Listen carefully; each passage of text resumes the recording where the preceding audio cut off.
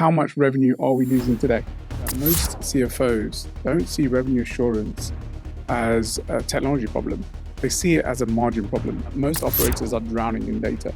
The challenge is turning data into decisions before the value of the decision expires. In the age of Agentic AI, assurance transcends detection. It becomes anticipation. I think revenue assurance is becoming too narrow a term. What we're really talking about now is assurance of the entire digital value chain. Welcome back to Connected AI.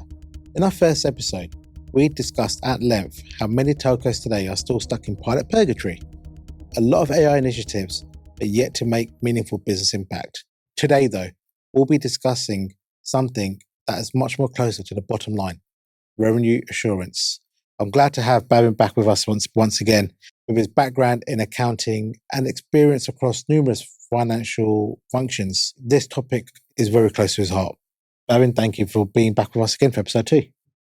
Yeah, great to be back again, Bharat. Look, this is something that has drawn me more and more over the years, I would say, and it's getting plenty more complex now with 5G and 6G as well. So let's get straight into it. You sat with many telco execs, numerous meetings in boardrooms. What is that one consistent theme that keeps being mentioned, that keeps reoccurring? Well, look, most conversations start with innovation, AI, 5G, and new digital services, right? What's new? What do we need to do next? But the moment the CFO joins the discussion, sometimes the focus tends to shift very quickly to leakage.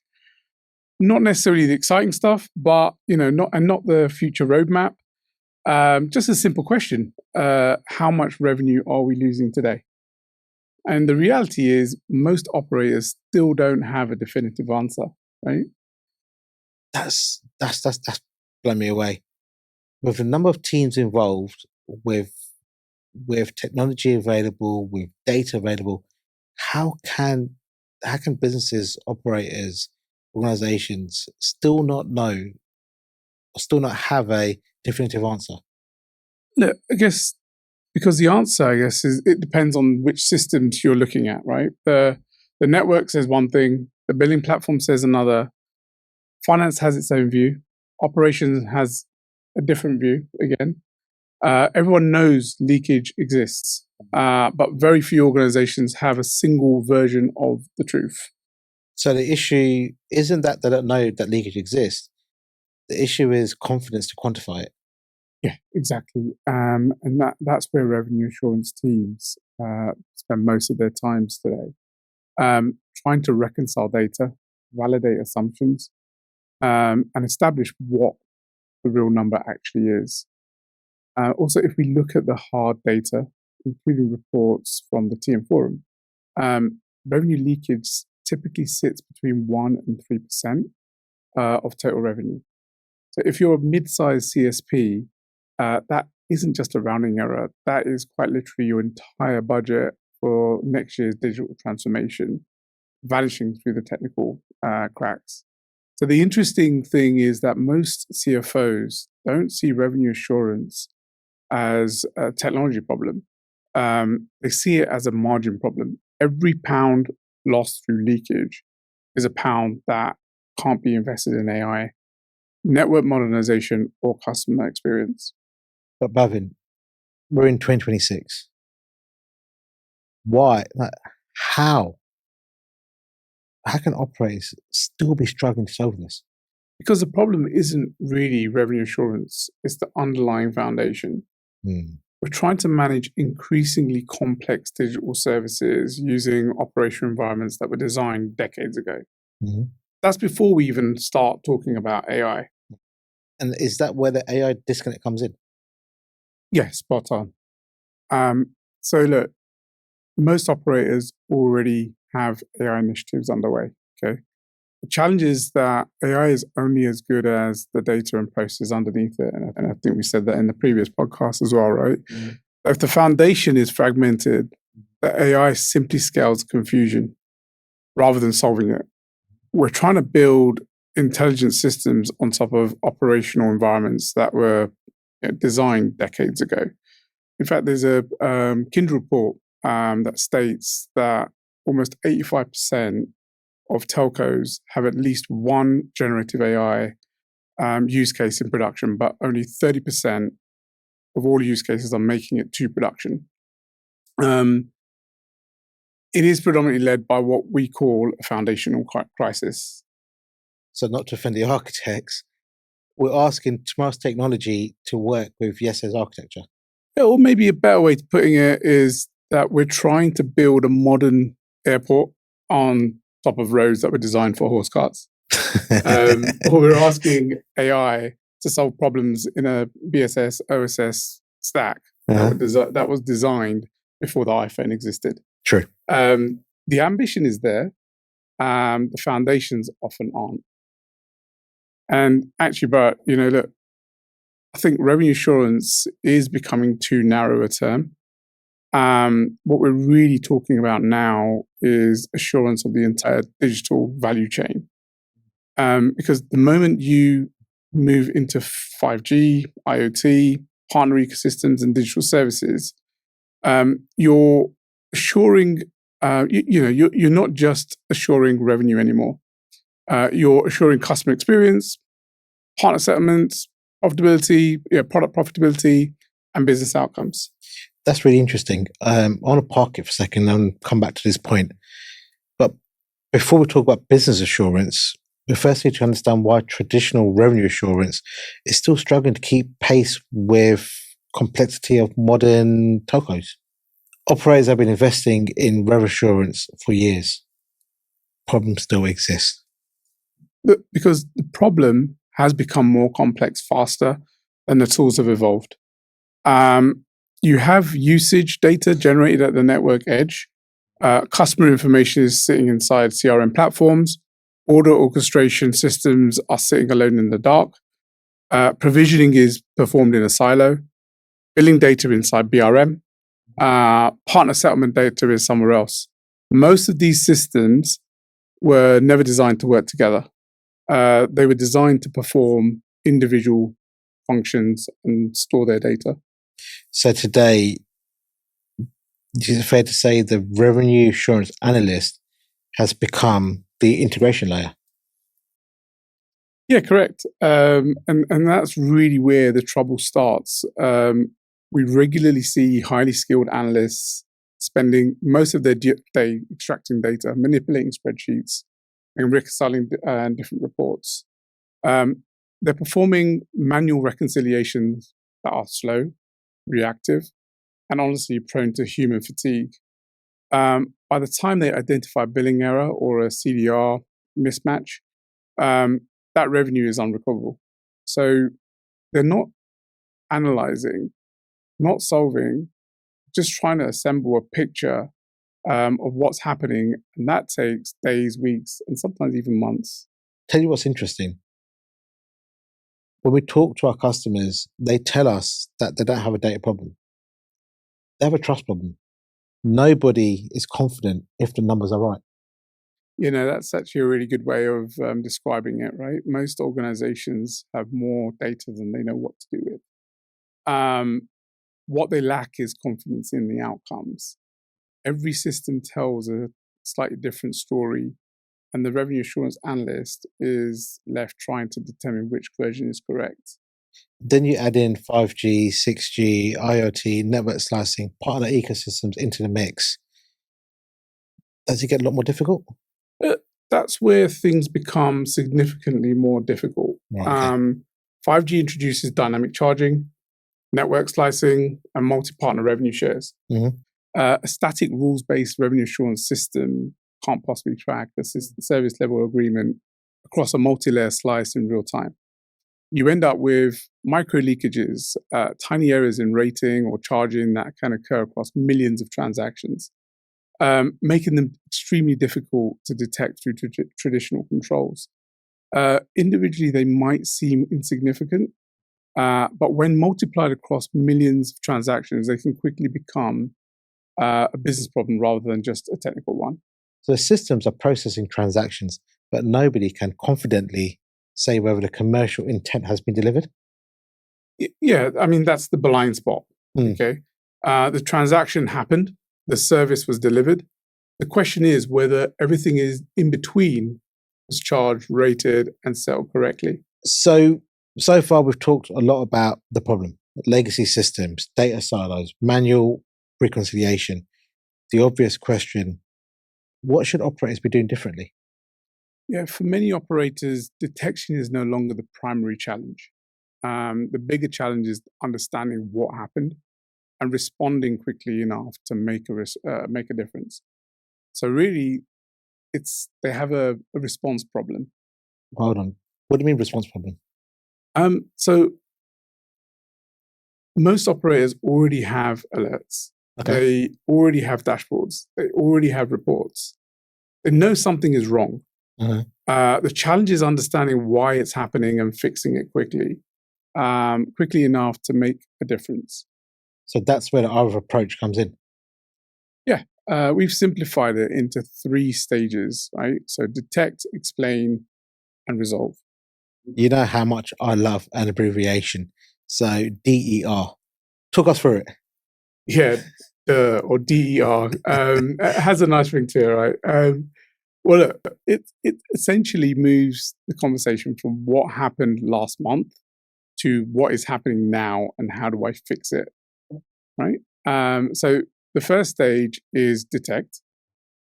Traditional revenue assurance has been built around rules, controls, and reconciliation. The reality is those approaches are still important, but they're no longer enough on their own. The complexity of modern telecoms has simply outgrown them. We're dealing with massive transaction volumes, increasingly complex products, and multiple systems all interacting with each other. So, AI and machine learning don't replace those controls, they augment them.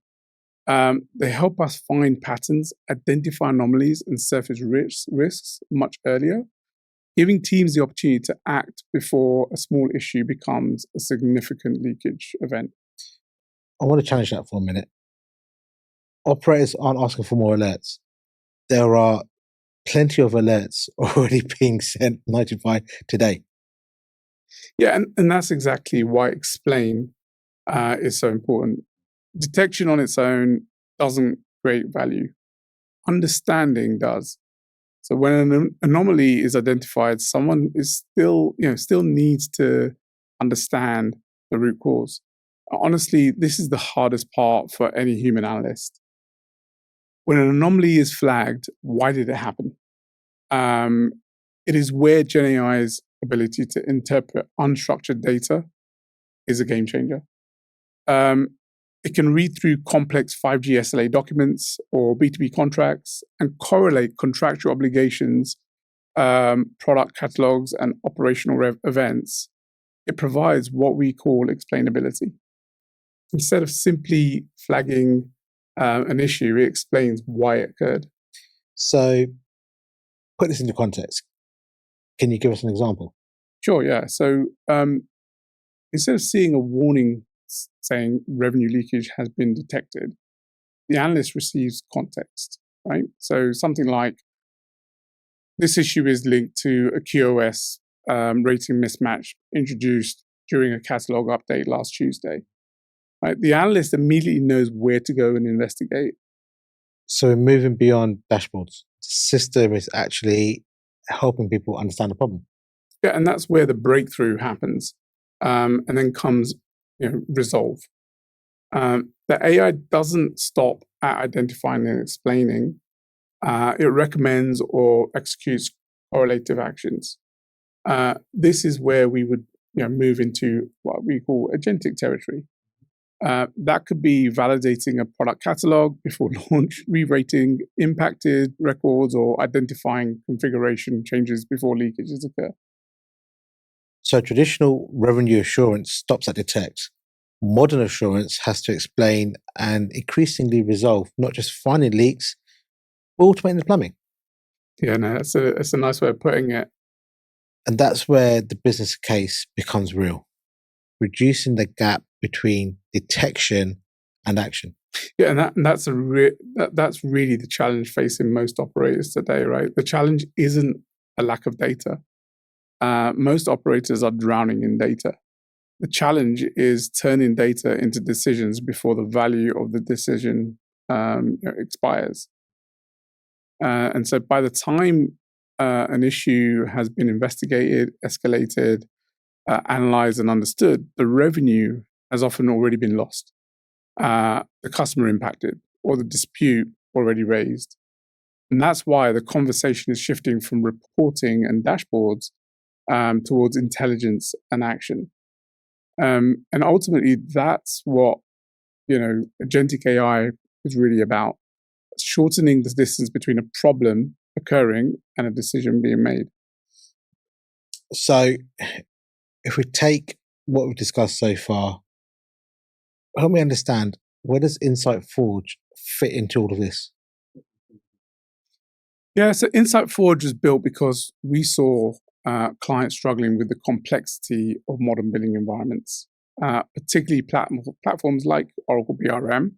You shouldn't need to be a data scientist or engineer just to ask your billing system a business question.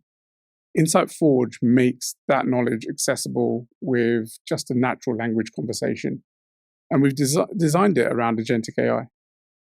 Oh, that's interesting. Every vendor seems to be talking about agents right now. What's actually different here, though? Yeah, look, for us, agentic AI isn't about chatbots. It's about reasoning. Mm-hmm. The system doesn't simply answer questions. It follows workflows. It investigates, it gathers evidence, it reaches conclusions. In short, it has the agency to follow a workflow. Really? How does that help a revenue assurance team, though? So, well, let's consider a couple of scenarios, right? So, scenario one, the dispute agent.